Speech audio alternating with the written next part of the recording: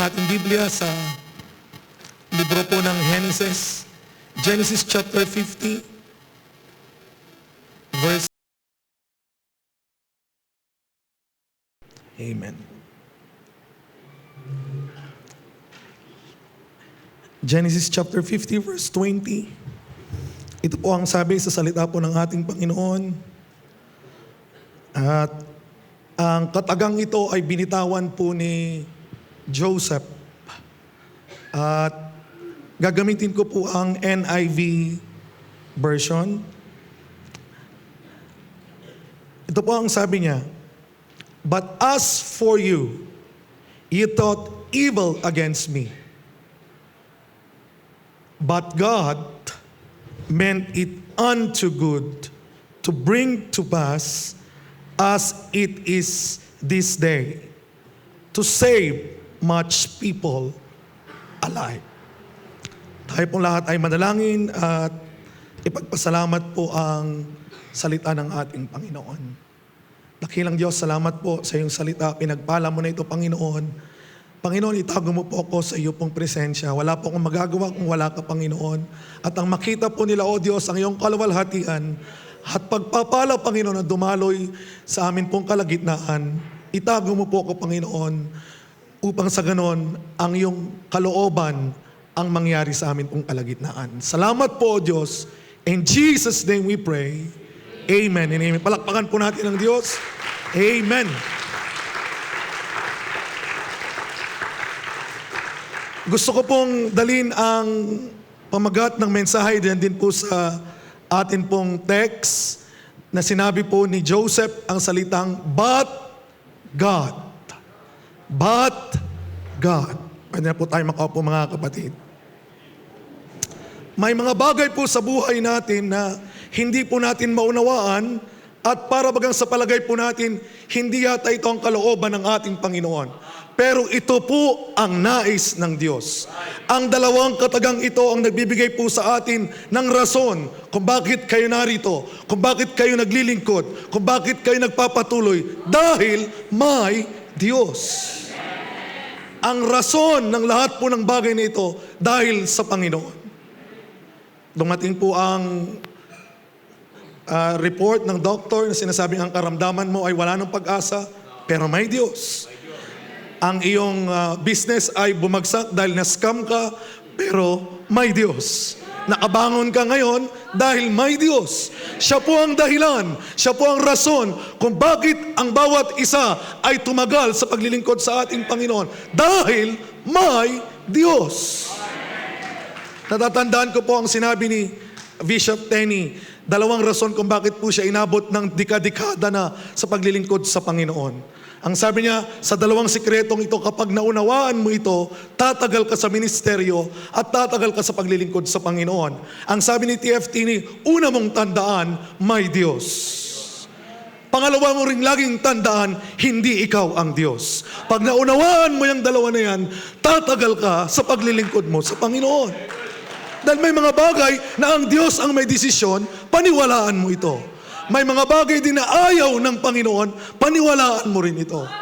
Amen? Sa amin pong pagsunod sa kalooban ng Diyos, marami pong mga bagay na gusto namin, pero hindi po ito ang gusto ng ating Panginoon. Pero dahil may Diyos, napagtagumpayan po namin ito. Amen. Una na lang nung aking tugunin ang tawag ng Panginoon, hindi ko naman po gustong magpastor Ang talagang unang may gusto nito, ang tatay ko. Dahil gusto niya, wala akong magawa, pumasok ako ng Bible school. Napakabata ko po noon, mga kapatid, mga kaklase ko po edad 28, ang pinakabata, 16. Buti na lang may Geraldine na nagpapasaya, kaya napapanood niya yan, kaya yes, gusto ko nang umuwi dahil sabi ko, ano pa naman yung Bible school? Bakit naman ako pinasok dito Hindi ko talaga ito gusto. Pero dahil gusto ng daddy ko, pasok ako. Para magbago. At ginusto ko na rin kahit papano dahil iniisip ko noon, pag nag-rapture, baka sakaling masama naman ako sa rapture. Pero nagkamali ako. Dahil Hindi kita dinidiscourage, Brad, ha? Sabi nga nila, Bible school is the easy ways to backslide. Dahil tumingin ka sa katabi mo, mukha ni Jesus. Tumingin ka sa katabi mo, mukha ni Satanas. Dalawang mukha yan. Kaya pag hindi ka rin nagtagal, wala, hindi ka mananatili. Pero kung may Diyos, mananatili ka. Kung may Diyos, susunod ka. Amen? Yes. Marami po akong mga kwento dito sa Bible School. Alam na ng lahat yan. At minahal ko po ang Bible School. Kaya nga po 22 years po ako dito sa Bible School. Pinagtiyagaan po nila ako. At salamat sa Panginoon dahil, amen, naging kabahagi po ako dito sa Bible School. Kaya nga sa lahat ng lugar na pinupuntahan ko, pinagmamalaki ko ang BIM. Sorry po, pero kahit nga nung aming missionary banquet, sinabi ko talaga, the best Bible School, BIM. Hindi po dahil sa dito ako graduate. Tingnan niyo po, timbangin niyo po ang lahat. Nandito na po lahat kompleto rito sa BIM. Wala na kayong hahanapin pa. The best po itong Bible School na ito. Amen? Okay naman yung 10 Bible School natin, pero mas nangingibabaw pa rin ang BIM. When it comes to training, sa lahat na po ng aspeto, nandito na po mga kapatid. At nakita niyo naman ang produkto ng BIM. Karamihan ng ginagamit po overseas ay galing sa BIM. Sila po ngayon yung mga ginagamit ng Diyos. At talaga pong nasa puso po nila ang pagmiministeryo sa gawain ng ating Panginoon. Dito po kasi mga kapatid, matitrain ka talaga na papahalagahan mo ang pagpapala ng ating Panginoon. Papahalagahan mo rin ang tawag ng ating Panginoon. Hindi po rito lang sa luho. Tama lang. Kita ko po yung buhay ng iba na ibang school talaga sagana Dito kasi talaga mga kapatid, mararanasan mo yung isang piso na lang, napakahalaga nun para sa'yo. Kaya pag lumabas ka, pahahalagahan mo rin lahat ng pagpapala ng Diyos na tinatanggap mo. Amen? So dito po sa scripture na ito, nababasa po natin yung dalawang salita na siya pong nagbibigay lakas sa tao. But God. Yan po ang sinabi ni Joseph. Yes, inisip nyo ang masama sa akin, pero yes, hindi man kayo nagtagumpay dahil may Diyos akong kasama. May Diyos na siyang nasa likod ko sa lahat ng mga pagsubok na ito. Yes, sabi ng kamatayan, tapos ka na. Sabi ng kaaway, tapos ka na. Pero may Diyos. Sabi ng impyerno, yes, malapit na ang anak na yan na mapapasa akin. Pero sabi ng Diyos, hindi. Maalala ko na naman po si Pastor Rompad, 1993, hinihila talaga ako ng tatay ko. Si Pastor Rompad pa ang ating General Superintendent noon. Tandang-tanda ko ang lahat, Kuya Eddie. Ang sinapit ng aking buhay. 1993, sa Acts po ang conference. Hila-hila ako ng daddy ko. Halika rito, papatunayan ko sa'yo na ayaw ko na magpastor dahil sa'yo. Pinapahiya mo ako. Isusurrender ko ng lisensya ko. Dala-dala niya. Doon pa sa may puno ng baliti ba yun? Sa may gilid, Pastor. Doon sila nag-uusap. At ibinigay ni Daddy yung kanyang lisensya. Pastor, ito na. Ano namang rason mo, Brother Inso? At mag-resign ka na Pastor. Sabi niya, itong anak ko na to Puro kahiyan ng ginagawa sa akin Ano pang silbi na magpapastor ako Hindi ko kayang pastorin ang anak ko. Kinuha ni Pastor Rompad yung kanyang lisensya at tinignan niya, guwapo ka pa naman dito, Brother Inso. Sabi niya, ibulsa mo. Parehas lang tayo ng problema. Sakit din ang ulo ng anak ko.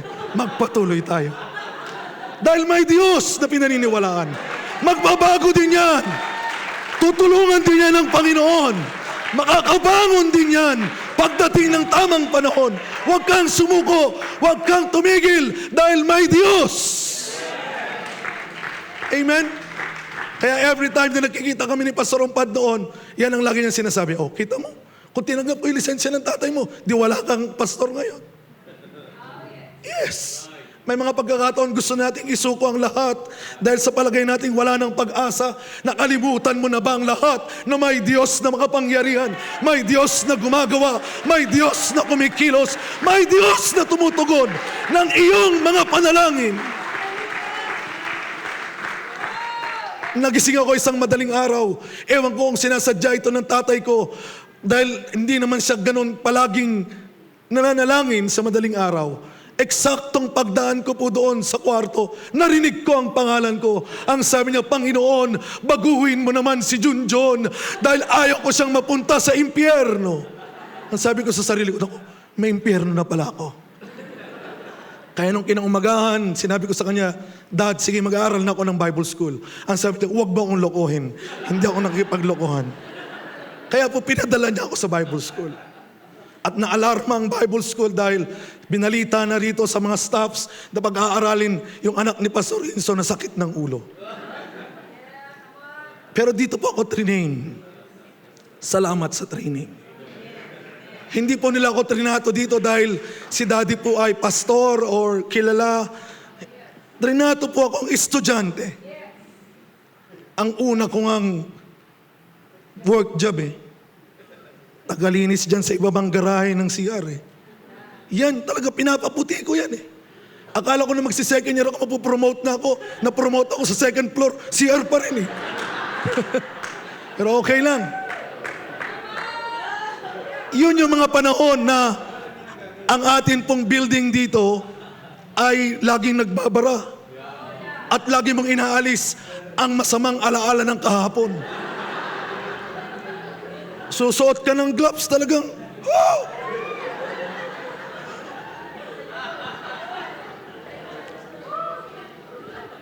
Naging ako ba ngayon kung hindi dahil sa Diyos? Nakatayo ba ako ngayon sa inyong harapan kung hindi dahil may Diyos? Kundi dahil ang Diyos na makapangyarihan ang siyang tumawag sa atin. Sa tuwing makikita niyo po ako, lagi niyo lang isipin, totoong may Diyos. Dahil binago po ako. Yan po ang comment ng aking teacher. Nang malaman niyang nagpastor ako, siya ang kauna-unang nag-comment doon sa akin pong post na nagpastor ako. Sabi niya, Juniper, totoo talaga ang Diyos niyo. Kasi binago ka. Ang pangalan ko po kasi talaga Juniper, di po ba? Pero Lucifer. Yan, Juniper, Lucifer. Kaya po, wala na pong pag-asa ang tatay ko. Sabi niya, wala na, hindi na magbabago yan. Suko na ako. Dumating pa nga yung punto na umaga, hindi naman ako nagiinom, hindi naman ako nagsisigarilyo, hindi rin ako nagbibisyo ng anuman. Pero umaga, bumili siya ng gin, bumili na rin siya ng sigarilyo, nagbibigay siya ng, nagsusugal ako. Kasi gusto kong magkaroon ng maraming pera Kaya magaling talaga ako sa sugal. Pero hindi ako nagsisigarilyo at nag-aalak. Pero nung umaga na yun, dala-dala niya na. Alak, sigarilyo. Ang sabi niya, sige na anak, pagbibigyan na kita.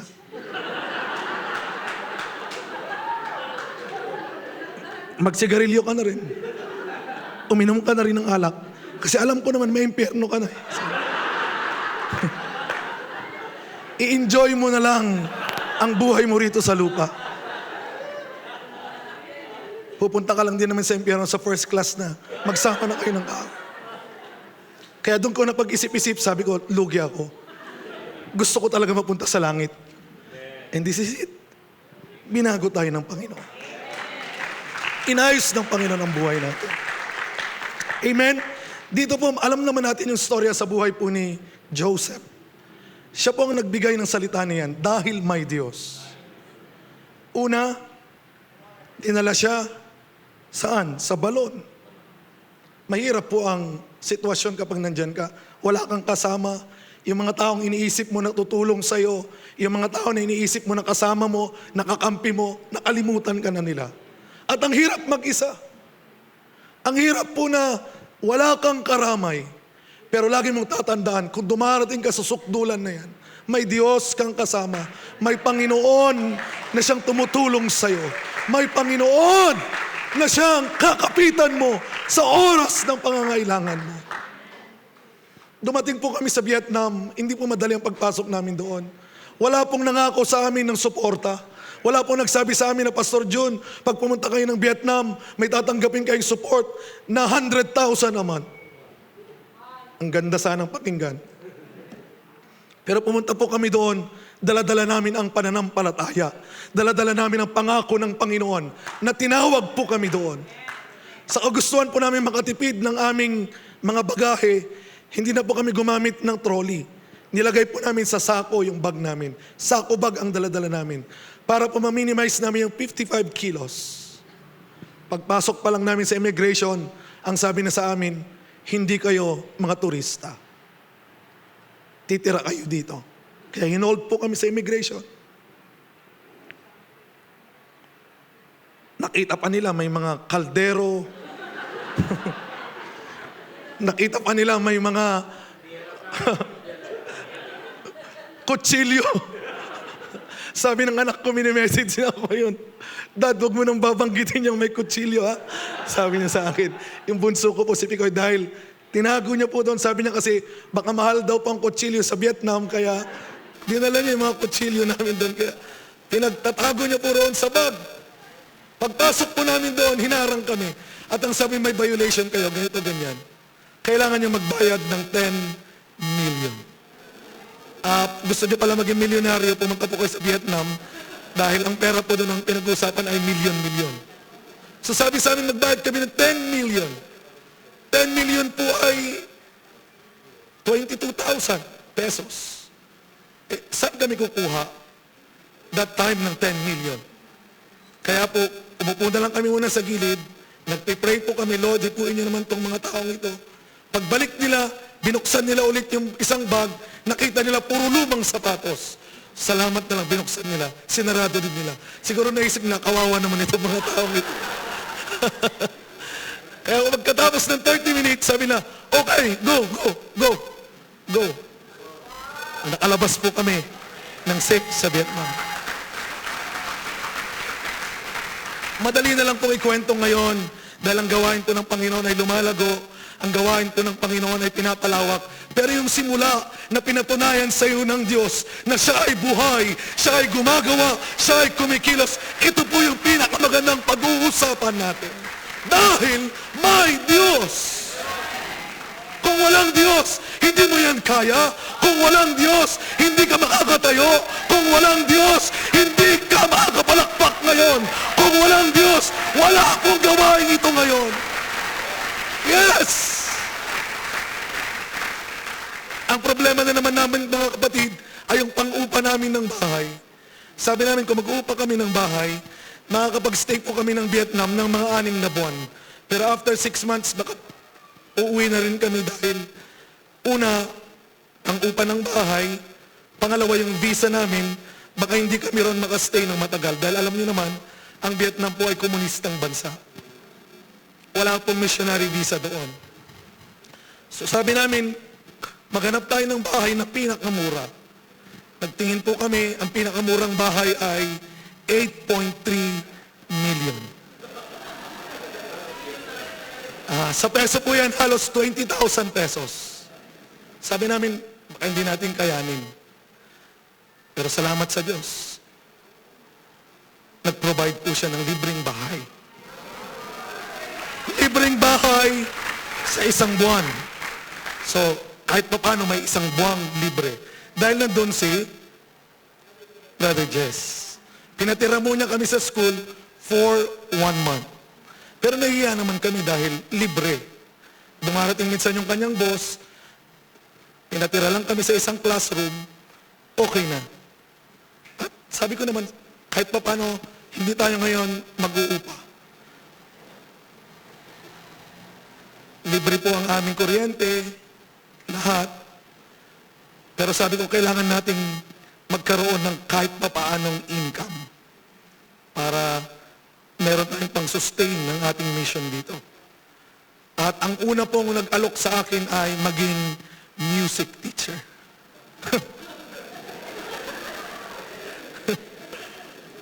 paano naman ako maging music teacher, mga kapatid? Okay lang naman kung ang pagiging music teacher ko lang siguro magturo ng instrument, pero voicing. Ano ba? Bagsak na po. Pero kailangan ko ng extra budget. At ang sabi na once a week, 1 hour every Wednesday, magturo ka ng music. At bibigyan ka namin ng sweldo na 500,000. So, tinanggap ko. Okay, may 500,000. Pero bago po ako naging teacher ng music, dahil nahiya na kami doon sa school, nagpaalam po kami na hahanap na kami ng bahay. Pero habang kami ay nagpaalam na mag-uupa na ng bahay, pumunta muna kami sa isang coffee shop. Nagpipray kami, Lord, ano ba ang will mo? Mag-uupa na ba kami?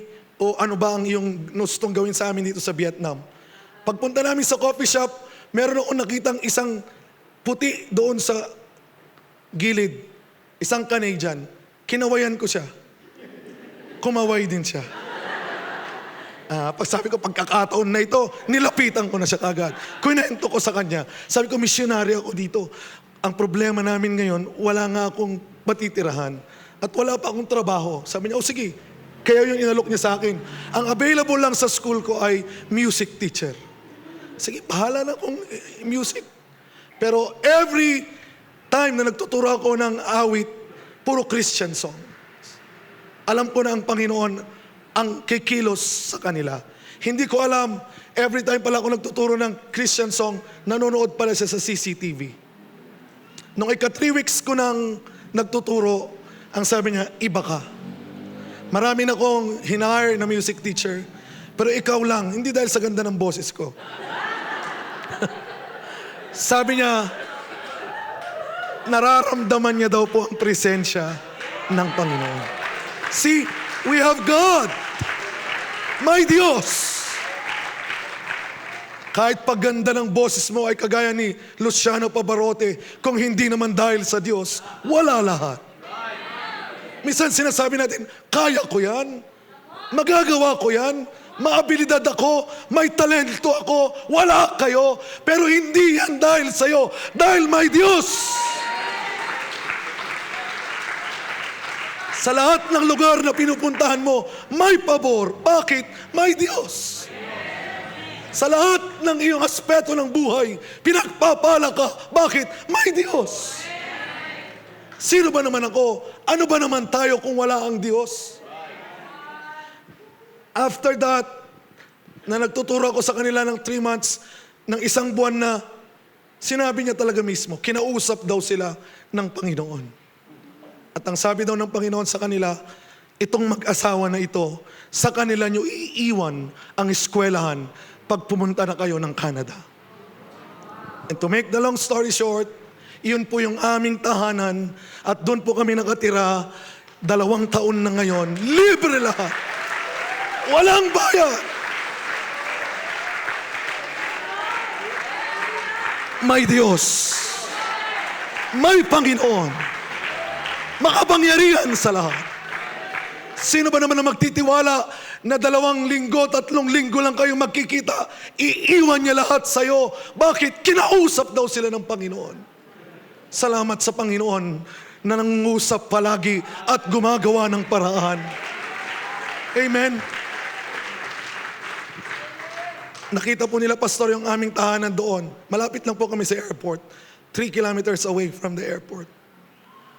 Libre po ang lahat, tubig, ilaw, kuryente, aircon, araw-araw. Ewan ko, hindi naman ako pumuputi. Ilocano kasi ang dugo ko eh. Half Igorot and Ilocano. Mas nangibabaw talaga siguro yung kulay ni Mami. Lahat po yan. Free. Iniwan nila lahat ng gamit nila. Iniwan nila pati mga sasakyan nila. Saan kayo nakakita ng ganyan na magtitiwala sa inyo? Kung walang Diyos na makapangyarihan, kung walang Diyos na gumagawa ng lahat. Ang boss ay hindi Vietnamese, kundi ang boss ay mga Pilipino. Kaya, ang hirap po ng trabaho ko doon, mga kapatid, bilang administrator. Ang hirap po ng trabaho ko. nakaupo maghapon, nagkakape at nanonood lang sa CCTV kung nagtuturo ba yung mga teacher. Di po ba ang hirap na trabaho niyan? Bakit? May Diyos! May Panginoon na makapangyarihan. Hindi ka ilalagay ng Panginoon sa hulihan. Ilalagay ka ng Panginoon doon sa itaas. Bakit? May Diyos na makapangyarihan. Kaya huwag ka magtanong kung idadaan ka muna ng Panginoon ngayon sa proseso. Hindi ka agad na doon ka sa taas. Tanungin mo muna ano ang pinagdaanan niya bago niya narating ang pagpapala ng Panginoon. Yes, nagtiis siya kahit may pagsubok. Nagtiis siya kahit may mga discouragement na dumarating sa kanya. Yan ang nangyari kay Joseph. Hindi naman kaagad naging prince from prison, from pit to prison, from prison to prince, and from prince to palace. Lahat naman yan pinagdaanan niya eh. Ganon din po tayo. Dumating pa nga yung time na bago ko pa makilala yung mga yan, sinubukan ko rin magturo at maging teacher ng 2 linggo. 45 ko na po. Ang hirap ko nang sumabay sa mga batang maliliit. May open na klase. Sabi ko, okay na, makasustain lang dito pag-stay namin ng Vietnam. So nagturo po ako sa mga bata. Paano kung tuturuan ng English yung mga bata? 3 years old. Babysitter ako ang mangyari doon. Pero tinanggap ko, sabi ko, sige na. Pero habang ako po ay nagbubuhat ng mga bata, sinasayaw ko sila. Sabi ko, Panginoon, ito ba talaga ang tawag mo? Nagkamali ako, Panginoon. Uuwi na lang kami sa Pilipinas. Hindi namin to dadanasin. At daladala ko yung bata. Ang ganda ng barong ko. Yayakapin ka ng mga bata, teacher! Ang daming boy 11 doon. Alam niyo yung mga boy 11, yung puro tulo ang uhog. Yakap! Teacher! Oh, kaya yung mga damit mo. Wala, puro uhog. Pero tumigil ba tayo? Hindi po. Nanampalataya tayo ng Panginoon ang tumawag sa atin. Nanampalataya tayo ng Panginoon ang gagawa. Nanampalataya tayo ng Diyos ang kikilos. Nung hinawakan po namin ang school, hindi po namin kilala ang mga pamilya. Dahil sinusundo po nila, international school po yan, sinusundo po nila ang kanilang mga anak, at hapon, ganun po. Kaya hindi namin kilala. So may bata doon na ako na nakita na naoperahan sa puso. Naawa ko dahil parang si Roy, o yung bunso ko, si Picoy. Sa kanya naman sa puso. Ang laki po ng hiwa niya. Lagi kong pinagpipray. Ang sabi niya, why you always mention Jesus? Because Jesus is God. Jesus is our healer. Sabi ng bata. 6 years old po siya. And how about Buddha? Sabi ko, si Buddha okay naman yan. Mabait naman talaga yan, ikaw. Pero, ang makapangyarihan at magpapagaling sa'yo ay si Jesus. Tinandaan pala niya yan. Nung umuwi siya sa bahay nila, binabanggit niya raw pala yan sa tatay niya. Kasi ang nakikilala ko lang yung nanay niya pag nagsusundo sa hapon. Pero yung tatay, hindi ko pa na-meet. Sinabi niya na, sabi ng teacher ko, ni Sir June, si Jesus daw ang makapangyarihan. Mabait naman daw si Buddha, pero hindi niya raw tayo kayang pagalingin. Lagi, every morning, pag nag-visit ako ng mga rooms, kasi yun po ang trabaho ko, i-check ko yung mga teachers kung nagtuturo sila, and then, pupunta ako sa office para tingnan na lang sila sa CCTV. Biglang, after 3 weeks, alam niyo naman, komunista dyan, nag-iingat tayo, lahat tinitingnan natin kung paano ma-preserve ang gawain ng ating Panginoon. Biglang may nagbisita. Tinted car. Alam ko na kaagad yung plate number. Sasakyan ng opisyal. Kinabahan na po ako, pumunta na ako sa office. Sabi ko, mayroong pulis yata sa baba. Pagbukas ng pinto, yung estudyante ko na bata. Gumana ang aking pakiramdam. Pero pagbukas ng driver side, uniformadong lalaki. 1-star general ng Vietnam. Sabi ko, Lord, ito na yata ang katapusan. Uuwi na kami ng Pilipinas. Pero ang sabi niya lang, gusto kong ma-meet yung teacher na sinasabi ng anak ko. Nag-usap kami sa office, sinabi niya, alam mo ba na naniniwala kami sa Diyos? Dahil yung aming mga ninuno ay pinangaralan na sila ng mga panahon pa ng French. Kaya kahit komunista kami dito, kami rin ay naniniwala sa Diyos na pinaniniwalaan. Huwag kang mag-alala, nasa likod mo kami. Bakit? May Diyos! Nagamit ba ni Pastor John yung kanyang mga DD, BCD, DVD? Wala! Sa pagmamalaki natin, doktor ako. Konduktor lang naman pala tayo mga kapatid, di po ba? Minsan kasi gusto natin ipakita sa tao na ito yung ating naabot, ito yung aking nakuha sa buhay ko dahil matalino ako. Pero sabihin sa ng Diyos, wala lahat yan. Magtiwala ka sa akin dahil ako ang makapangyarihan. Yes! Usong-uso ngayon yan. Nakikita nyo, gusto nilang maging doktor. Lahat. Pero hindi po yan palang makakatulong sa atin. Kahit anong tagal mo na sa theology, ang pinakamahalaga pa rin sa iyo ay neology. Kapag ikaw ay lumuhod na sa Panginoon at lumapit na at nagpakumbaba, ang Panginoon ay tutugon. Ang Panginoon ay kikilos. Ang Panginoon ay gagawa sa buhay mo. Amen? Yes, ang balon ay hindi po hangganan. Pasimula pa lamang po yan.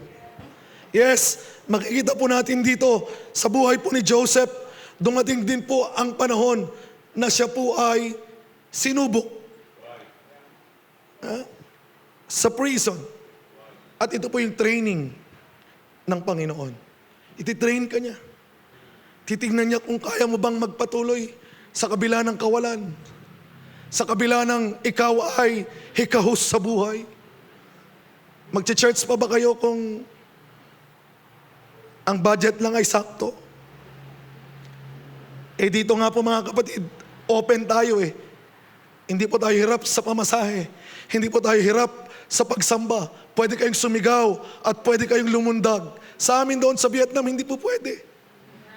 Kaya nga po yung aming building doon, naka-soundproof. Dahil anytime pwedeng kumatok ang pulis.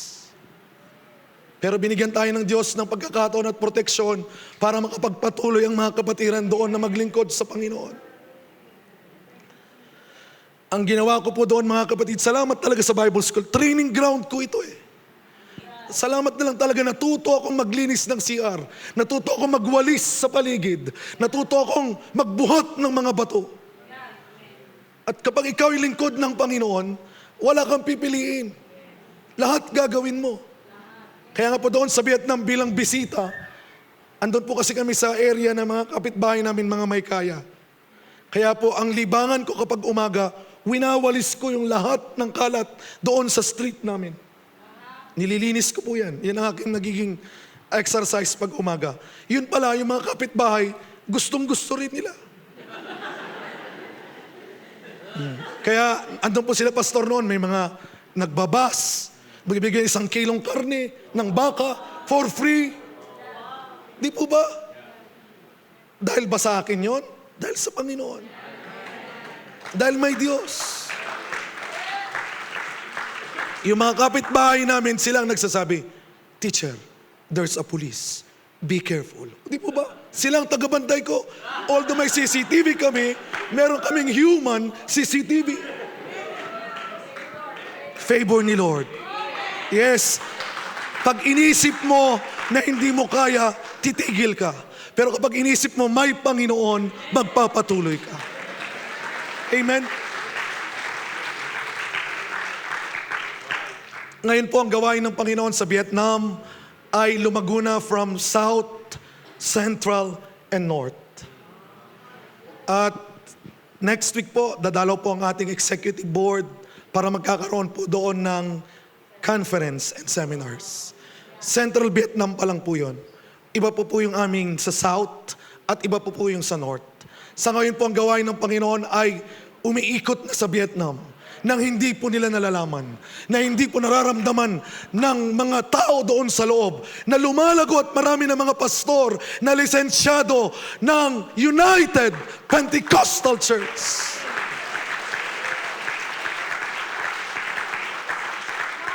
And take note of this, United Pentecostal Church, Philippines Incorporated. Ewan ko ba't gustong-gusto nila sa Pilipino. Pwede naman silang magpalisensya international, pero ang gusto nila, we want Filipino. It is because of God. May Diyos po tayo. May Panginoon po tayo. Yes. Ang Panginoon, dadalhin ka niya sa prison, training ground, para ma-appreciate mo na may Diyos na siyang gumagawa at kumikilos sa lahat ng bagay. Dahil kung nagawa mo ito dahil sa sarili mong abilidad, sasabihin mo, magaling kasi ako. Ako kasi ang may dahilan nito eh. Nagawa ko ito dahil sa sarili kong kakayahan. Pero kung iisipin mo na ito ay dahil sa Panginoon, dahil may Diyos na makapangyarihan, dahil may Diyos na kumikilos, dahil may Diyos na gumagawa, magpapatuloy ka. Kikilos ang Panginoon sa buhay. Kaya nga po sabi ko nga, 80% of my ministry, natutunan ko lahat dito sa Bible School. Yes. Kasi nung pinadala ako rito, wala naman akong, ano bang ministry ko sa simbahan? Tinapon na nga ako dahil sakit nga ng ulo eh. Buti na lang nandito ang Bible School para turuan ako eh. Kaya po lahat ng meron ako, lahat ng baon-baon ko, natutunan ko lahat ito sa Bible School. Tinuro lahat ito ng aming mga teachers. Na kapag pumunta kayo sa mga bahay, huwag kayong maarte. Tanggapin nyo lahat ng mga ihahain sa inyo. Hanggat kaya nyo. Alam nyo kung bakit ko na-win yung mga puso ng mga Vietnamese? Meron tayong missionary doon na puti. Pero mas gusto nila ang ganitong kulay. Bakit? Mapagmahal daw at hindi namimili ang kulay kayumanggi. Sinama nila ako sa bundok para bisitahin yung mga pastor na hindi po naaabot ng mga missionaries. At yung mga bahay ng mga kapatiran na hindi po napupunta ng mga missionaries. Binigyan ako ng kape. Tinignan ko yung kape. Kulay orange na. Dahil nagnganga din ang mga tao doon.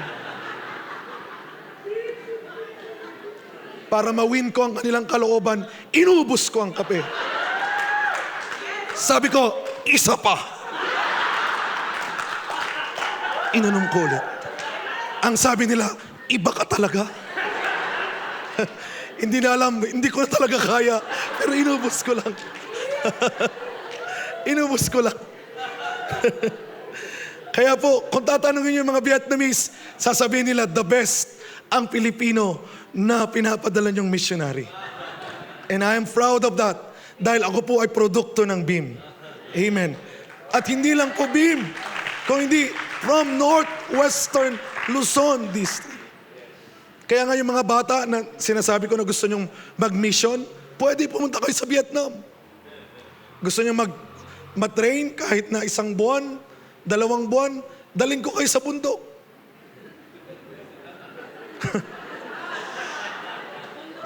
Subukan nyo rin. Yes. God is working behind the scene. Hindi po natin alam yan.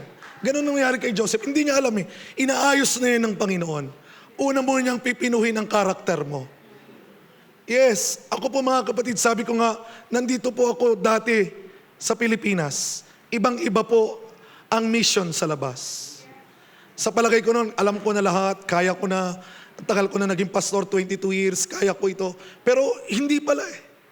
Ang unang ititrain sa ng Panginoon, papaano ka magpakumbaba, papaano mong ayusin ang buhay mo, papaano ka maging humble, at ang Diyos lang ang aasahan mo.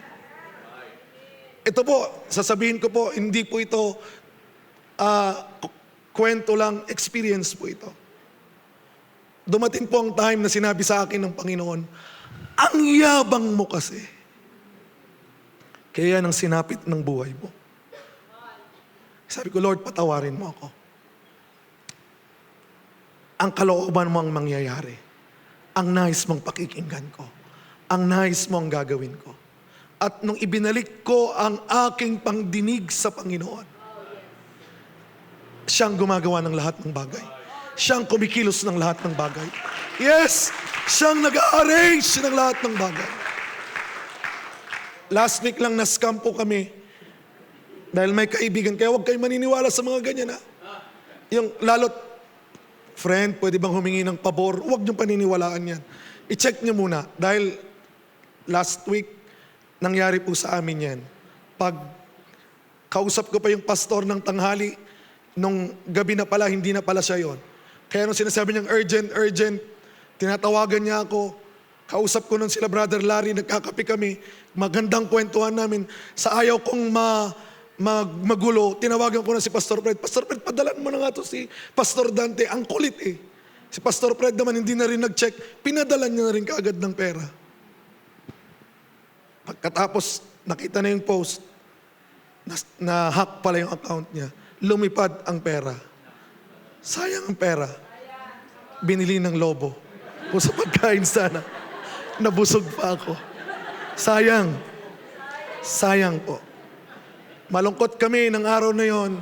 Kaya ang ginawa ko na lang, naglakad-lakad na naman ako. Kaya gustong-gusto ko nagkakape mga kapatid. Pumunta na lang ako ron sa isang kapihan. May nakita ko doon sa dulo na ang kinis ng muka. Sabi ko, mukhang hindi Vietnamese pero ang kinis ng muka. Kinawayan ko na naman. Ngumiti siya. Nilapitan ko. Nagkwentuhan kami. Yun pala, doktora po pala siya. At kilalang doktora sa Vietnam. 30 years na siyang doktora. At sabi niya, lagi ako sa Pilipinas. Kaibigan ko si Vicky Bello. Ako ang head ng dermatologist dito sa Vietnam. Abang nagkukwentuhan kami, nagustuhan niya, nagpray kami. Yun na naman ang sabi niya.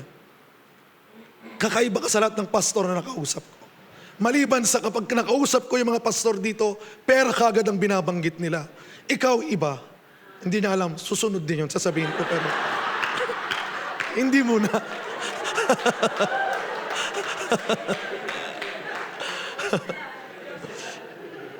Turuan ko siya, nag-pray kami, sabi niya na-feel ko ang presence ng Panginoon.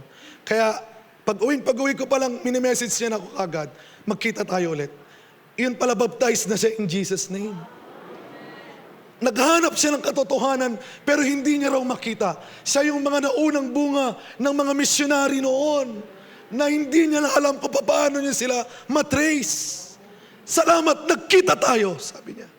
Ito ang pangako ko sa'yo. Kaya mag-ingat kayo, makita niyo ako pagbalik ko, guwapong-guwapo na ito.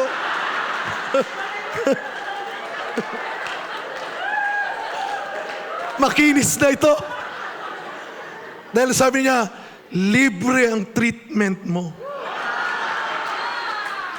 Basta pastor, nakasama mo, pumunta lang kayo sa klinik ko, libre kayo. Yes. Kaya nga nung Martes, sinampulan na namin kagad. Sinama ko si Roy. Sabi ko, Roy, tara punta tayo. Sabi niya, libre. Kaya lahat ng nunal ni Roy, pinatanggal niya. Libre. Oh. Yung warts ko, tinanggal niya lahat. Sabi niya, libre yan. Kasi lingkod kayo ng Panginoon. Nagawa ko ba ito dahil ako ay ako? Hindi po mga kapatid. Dahil may Diyos. Dahil may Panginoon. Dahil nandyan po siya na kumikilos at gumagawa at tumatawag ng mga tao. Hindi mo kailangang hanapin. Ang Panginoon pwede niyang gamitin ng lahat ng mga bagay para po tugunin ang inyong mga pangangailangan. Yung nawala sa akin na naipadala ko sa NASCAM, nakita ko sabi ko sa isip ko, ito na talaga. Dahil merong kulay red na sobre. Sabi ko, ito na yon. Nung hinugot niya, sabi niya, hindi ka nang hihingi, pero ito, ibibigay ko sa'yo. Yung na-scam sa amin, doble na ibalik. See what the Lord, our God is good. Pagtiwalaan lang natin ang Diyos. Maniwala lang tayo sa Panginoon. Hindi po lahat ng panahon ay ito ang ating pagdadaanan. Darating ang panahon na tutugunin din ng Diyos ang lahat ng inyong mga panalangin. Makikita nyo rin ang kamay ng ating Panginoon. Ito pa po, isang testimony po. Nabigyan ako ng pagkakataon na magturo sa isang funeral service. Hindi ko alam na yun palang tao na yun ay kilalang profesor sa Saigon. After ko pong nagturo, ang daming mga taong lumalapit sa kanila. At may isang lalaki doon na hindi nagpapakilala. Nung matapos po ang aming pagtuturo, lumapit siya sa akin, sabi niya, gusto ko ang sinasabi mo patungkol sa Panginoon. Pero mahirap dito sa Vietnam. Pero tutulungan kita kung paano mo may papangaral ang salita ng Diyos. Dati akong general ng Vietnam. Ang tatay ko, ang Secretary General ni Ho Chi Minh. Nabigla po ako. Sabi niya, kung connection lang, marami kaming connection dito sa Vietnam. Hanggang sa nagkukwentuhan na kami, nagsisharing na kami, sabi ko missionary kami, gusto naming tumira dito pero wala kaming pera para kami ay magkaroon ng bahay. Ang sabi niya, kung bahay lang problema mo, bibigyan kita ng bahay sa Hanoi, libre. Yung isang building ibibigay ko sa'yo. Isang kondisyon lang, tuwing umaga, samahan mo akong mag-jogging at mag-football dahil wala na akong anak na pwede kong kasama. Sabi ko, okay lang, pwede yan. Kung liliparin namin ang Ho Chi Minh, alang-alang sa ang Hanoi, alang-alang sa gawain ng Panginoon, pupuntahan ka namin. Pupuntahan ka namin. Kaya po, sa lahat po ng aspeto ng buhay natin, minsan tatanungin natin ng Diyos, ito ba, Panginoon, ang bunga ng aking paglilingkod? Dahil ito yung aming nararanasan ngayon, hindi yan ang katapusan. Huwag kang tumigil. Gumagawa ang Diyos sa mga bagay na hindi mo alam. Kumikilos ang Diyos sa mga bagay na hindi mo alam. Kahit sino pwedeng gamitin ng Panginoon. Kahit sino pwedeng utusan ng ating Panginoon. Kahit sino pwedeng maging kasangkapan ng Panginoon. Hindi ko makalimutan nung bata kami at hanggang ngayon testimony ko ito. Nasabi ko na ito sa inyo, pero uulitin ko ulit sa inyo. Naranasan namin sa pamilya ko, sa ministry ng daddy at mami ko, na kumain kami sa lamesa na wala kaming pagkain. Tubig at plato. Pero sabi ng daddy ko, magtiwala tayo sa Diyos. Manalangin tayo sa Panginoon. Nanalangin naman kami. 3 kalahating oras na, 30 minuto na, wala namang dumarating na pagkain sa lamesa. Umiiyak na si Jupiter. Sabi niya, Daddy, awan ba't kunam adda? Awamot songbat ni Apo. Sabi pa rin ng daddy ko, kararag tayo latak ni Apo. Mangitid ni Apo. Apo, kanakmiti kanan mi. May sa orasan, awamot lata. Buti na lang dumaan yung auntie ko na kontrabida. Ayaw na ayaw niyang ang daddy ko dahil pastor nga daw siya. Ano sabi niya pa kay daddy ko? Inyati ipakan mo, dita anak. Anak yo, Biblia? Basaam? Sa kaipakan mo kinyada, mabiyag dati Biblia. Oh. Saktong dumaan siya. Nakita niyo umiyak si Jupiter. After 15 minutes, bumalik siya. Ang daming grocery dala-dala. Dinala niya sa lamesa. Sabi niya, kay mami ko, yan, Banji. Para mabuhay ang mga anak mo. Biblia, Biblia. Hindi niyo naman kayang pakainin ng mga anak niyo. Hindi kayo naawa. Pag alis niya, sabi ng daddy ko, at tangdam-tangda ko pang lahat. Kuya Eddie. Ang sabi ng daddy ko, kita niyo mga anak, kahit si Satanas, inutusan para pakainin tayo. Bakit? May Diyos. Hindi mo aasahan, hindi mo malalaman kung sino ang gagamitin ng ating Panginoon. Magtiwala ka lang. Manampalataya ka lang. Ngayon, hindi mo pa nakikita, pero sa susunod, makikita mo na ang sagot ng Panginoon. Yes! Kung kailan ka ba susuko, nandyan na yung sagot ng Panginoon. Kung kailan ka ba hihinto, saka hindi mo makikita ang pangako ng Panginoon sa'yo. Ngayon ka ba susuko? Malapit nang bumalik ang Panginoon. Ngayon ka ba susuko? Nakikita mo na ang tugon ng ating Panginoon. Yes!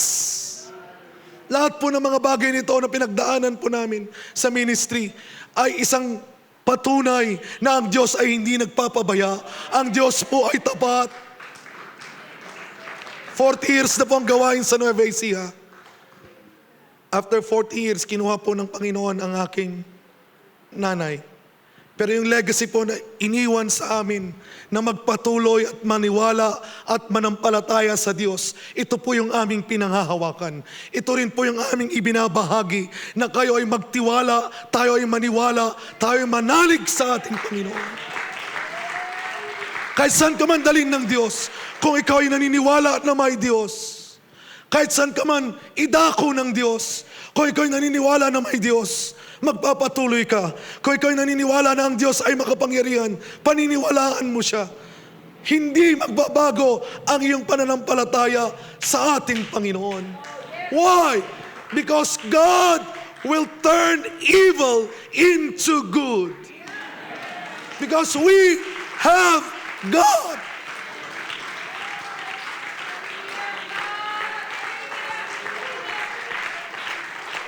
Tingnan nyo na lamang po kami mga kapatid. Yung testimony ng aking anak, alam nyo po yan dito sa church. Alam nyo kung ano nangyari sa bunso ko. Ngayon, malakas na malakas. Mas matangkad pa sa akin. 16 years old na ngayon. Parang kailan lang ang lahat. Sila Sister Urani, yan, sila Joy, Pastor Juric. Sila yung mga nagbabantay kay Picoy. Na kapag binibisita, akala namin wala na talaga. Pero may Diyos. Sabi ng doktor, walang pag-asa. 1 taon lang itatagal ng buhay niya. Hindi na siya mabubuhay. Imposibleng mabubuhay. Pero may Diyos. Sinabi ng mga doktor, wala pa sa history ng medisina na maputulan ka ng bituka, nang matitira lang sa ay 7% na nabuhay. Sinabi yan ni Dr. Claudio Socdad, na siya ngayon ang head surgeon ng Notre Dame, di ba? Siyang nag-opera. Tanungin niyo siya. Sabi niya, walang pag-asa. Pero sabi ng Diyos, may pag-asa. 16 years ago, buhay na buhay. Malakas na malakas. Siya pa nga yung nagpapaalala kanina mini-message niya na ako, huwag mo naman akong babanggitin dyan, Dad.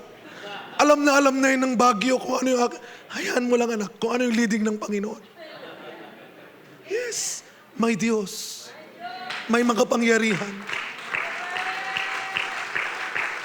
Kaya po sa oras na ito mga kapatid, yes, lahat po yan pinagdaraanan po natin. God is so powerful. God controls everything. Yes, sabi ng Pete, you're finished. But God said, hindi pa. Sabi po ng doktor, wala nang pag-asa. Pero sabi ng Diyos, hindi pa. Sabi ng mga kaibigan mo sa business mo, bagsak na ang negosyo. Pero sabi ng Diyos, hindi pa. Sabi ng mga tao, walang pag-asa. Hindi ka na makakaahon dyan. Pero sabi ng Diyos, may pag-asa. Sabi ng tao, hindi ka magiging pastor. Sabi ng teacher ko, nag-aaral ako dito sa Bible School, sabi ni Sir Robert sa akin, hindi ka magpapastor, Judiper. Eh bakit? Niloko ko kasi siya. Sinabi niya yan. Dahil sabi niya, huwag kayong matakot dito. Walang multo dito. Bible School ito, nagpipray kayo, takot kayo sa multo. Narinig ko yan. Pag uwi ko sa amin, may maskara ko doon na parang naagnas ang muka, binaon ko dito. Inabangan ko siya doon sa may sampayan. Habang nagsasampay siya ng gabi, madilim, pinaswitan ko siya. Psst! Sabi ni Sir Robert, lumalapit pa rin ako. Binuhat niya yung bag, yung kanyang mga timba. Bumaba na siya. Sinalubong ko dito.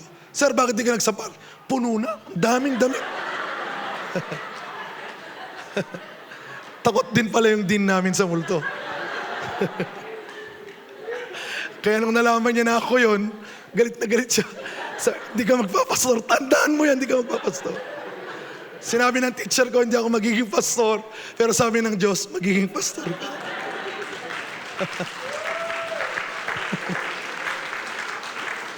Dito po, yung batch namin, kumalat ang kwento dito sa Bible School, sa batch namin, na yung demonyo ay hindi kayang i-cast out in Jesus' name. Dahil ako po yun. Wala.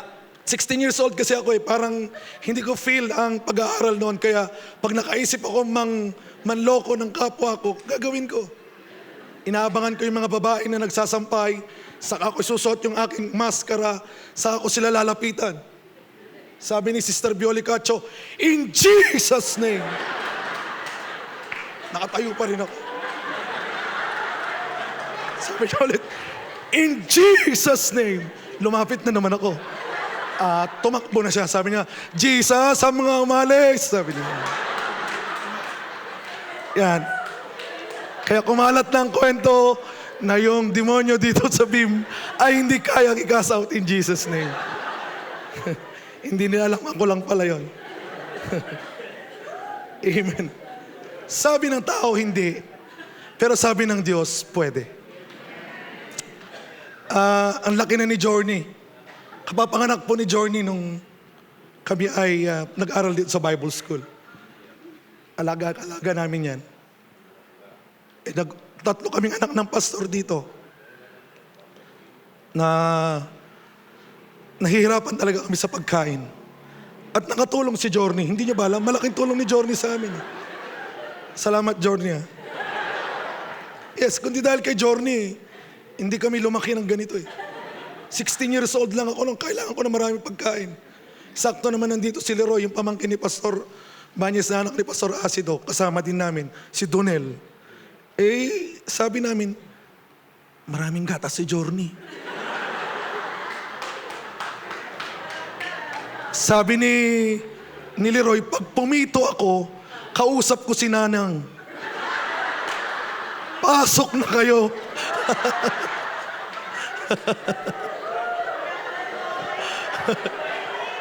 Nililibang kasi si Nanang lang kasi atang naiiwan, lalabas sila pastor. So si Nanang naiiwan, kinukwentuhan ni Leroy, kami naman sasalisin na. Kaya yung aming mga lagayan ng gatas, diyan kami sa tuktok dyan. Nagtataka sila pastor na uubos ka agad yung gatas ni Journey. May nakikihati pala, 3.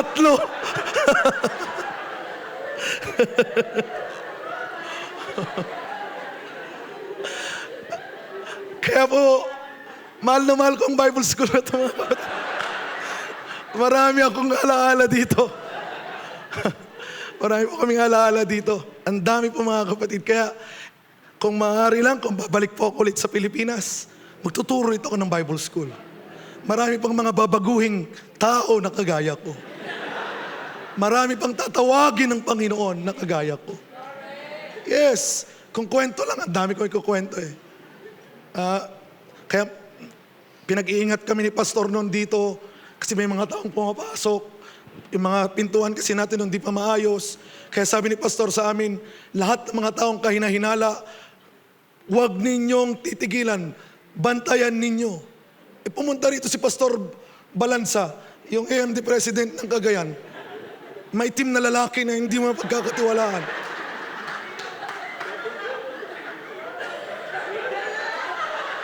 Sinusundan namin.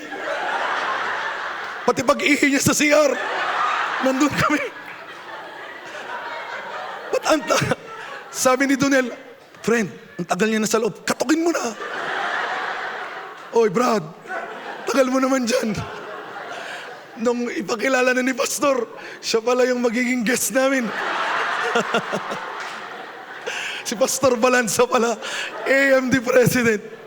Kasi sabi ni Pastor Bilin sa amin, lahat ng kahinahinala, bantayan ninyo. Baka gagawa yan ng hindi maganda. Minsan nga naman talaga kasi mga kapatid, yung mukha ng mga pastor natin, hindi kapanipaniwala. Pero dahil may Diyos, pinagkakatiwalaan natin sila. Yes. Iilan na lang ang mga gwapong pastor na kagaya ni Pastor Jurik. Pag nakita niya, ay gwapo yan. Kamukha yan ni Dieter Ocampo. Pero yung mga pastor kasi natin na iba noon, galing sa bundok, siyempre may itim. Kaya akala namin talaga, hindi siya pastor eh. Pero dahil may Diyos, binago tayo lahat. Lahat ng mga tao, inaayos ng Panginoon ang buhay nila. Salamat sa Diyos. Dahil may Diyos na nagbibigay ng pagkakataon. May Diyos na nagbibigay ng chance para iayos po natin ang ating buhay at maitama natin ang ating mga pagkakamali. Amen. Salamat sa ating Panginoon dahil hindi po siya nagkulang, hindi po siya nagpabaya, hindi po siya nakalimot sa lahat ng mga bagay natin na pinagdaanan sa buhay. Yes, ang sabi ng prison tapos na, ang sabi po ng kawalan, wala na, isang saing na lang, wala nang pagkain. Pero ang Diyos sabi niya, hindi. Ito na yung pagkakataon para isustain ko naman ang inyong pangangailangan.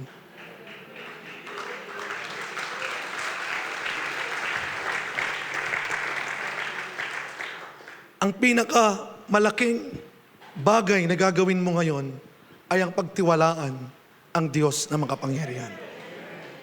Sa bawat pagdako mo sa lugar na ito, paniwalaan mo ang Diyos. Napakalaki ng Diyos. Napakamakapangyarihan ng ating Panginoon. Sa bawat sitwasyon mo sa buhay, lagi mong alalahanin, may Panginoon. Ano mang sitwasyon ngayon ang daladala mo, lagi mong panghawakan ang pangakong yan, may Diyos. Dahil may Diyos. Magkita man tayo sa susunod na taon, sa mga susunod na panahon pa muli, masasabi mo sa akin, salamat Pastor dahil may Diyos. Salamat Pastor dahil may Panginoon. Kung hindi dahil sa Diyos, wala na ako ngayon. Kung hindi dahil sa Diyos, hindi kami nanatili ngayon. Kung hindi dahil sa Diyos, hindi kami naging matatag ngayon. At sa oras na ito, ito rin po nawa ang ating pangako. Ito rin po nawa ang atin pong bibitawang pangako sa Diyos. Panginoon, dahil nandyan ka, dahil ikaw ang aking Panginoon, maglilingkod ako at susunod ako sa iyo. Gagawin ko ang nais mo sa aking buhay. Tayo nga pong lahat ay tumayo mga kapatid. Salamat sa ating Panginoon. Yes, ang Panginoon ay napapakinggan niya po ang ating panalangin. Nakatayo po siya ngayon sa ating kalagitnaan at sinasabi niya, ano ang gusto mong ipakita ko sa iyo ngayon? Ano ang pangangailangan mo ngayon na gusto kong ipakita ngayon na meron akong magagawa? Na meron akong kapangyarihan para tugunin ang iyong sitwasyon sa oras na ito. Nais ng Diyos na uuwi po kayo, dala-dala ang tagumpay, dala-dala ang kalakasan, dala-dala ang tugon ng Diyos sa inyong mga pangangailangan. Mula pa po sa pasimula ng ating gawain kanina, ramdam na po natin ang presensya ng Panginoon. Ramdam na po natin ang pagkilos ng ating Panginoon. Ramdam na po natin na ang Diyos ay nandito. Ramdam po natin na may makapangyarihang Diyos. Oh, yes, Lord. Yes, Lord. May Diyos na yumayakap. May Diyos na patuloy na nagpapaalala. May Diyos na tumatapik sa iyong balikat. Magpatuloy ka. Sumunod ka. Kaya mo yan. Magagawa mo yan. Huwag kang sumuko. Huwag kang tumigil. Huwag mong isuko ang iyong paglilingkod. Nandito lang ako. Nandito lang ako. Miraraya sandararaya saya. I feel the presence of the Lord is here. He is here in our midst. Kumikilos po siya sa ating kalagitnaan. Nais mo ng kalakasan ngayon. Nais mo ng kagalingan ngayon. Ito ang tamang panahon. Ito ang tamang oras. Ibalik mo ang pagtitiwalang yan sa Panginoon. Nang una mo siyang makilala, nang una mong tanggapin ang Panginoon, na wala kang ibang pinagtitiwalaan maliban sa Diyos na makapangyarihan ng ating Panginoong Kristo. Thank you, Jesus. Oh, Jesus. Mirarayas, sandararayas. Naririnig mo bang tinig ng Panginoon? Naririnig mo bang pangungusap ng Panginoon? Naririnig mo ba ang salita ng Diyos sa iyo ngayon? Bukas pang ating altar para kausapin po natin ang ating Diyos.